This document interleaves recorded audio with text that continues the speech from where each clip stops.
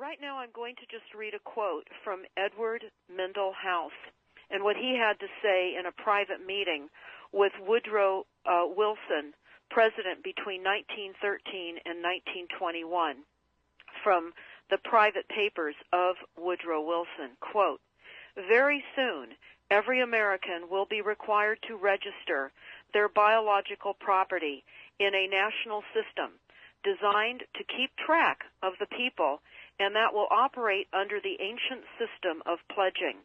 By such methodology, we can compel people to submit to our agenda, which will affect our security as chargeback for our fiat paper currency.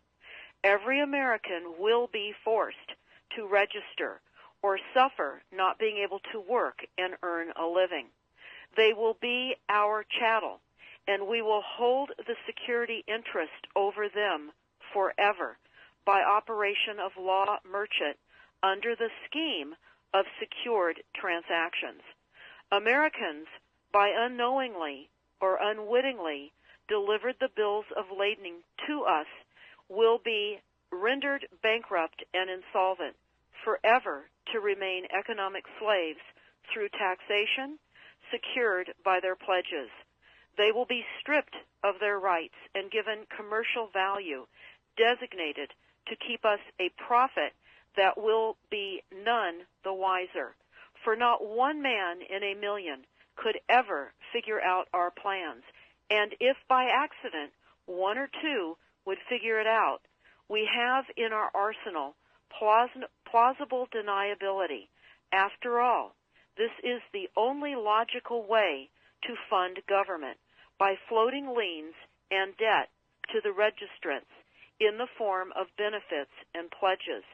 This will inevitably reap us huge profits beyond our wildest of expectations and leave every American a contributor to this fraud, which we will call social insurance. Without realizing it, every American will insure us for any loss we may incur, and in this manner, every American will unknowingly be our servant, however begrudgingly. The people will become helpless, without any hope for their redemption, and we will employ the high office of the President as our dummy corporation to foment this plot against America.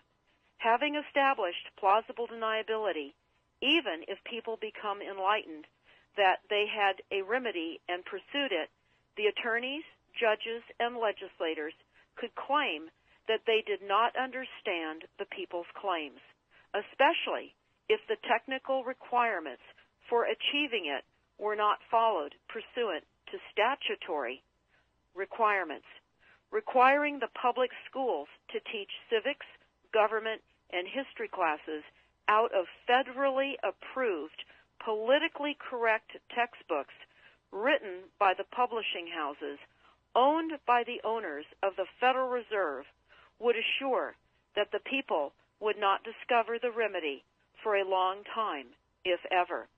I would recommend that everyone read Fruit from a Poisonous Tree by Melvin Stamper, M-E-L-V-I-N, Stamper, S-T-A-M-P-E-R. That is Fruit from a Poisonous Tree. This is out of Chapter 2 of Fruit from a Poisonous Tree.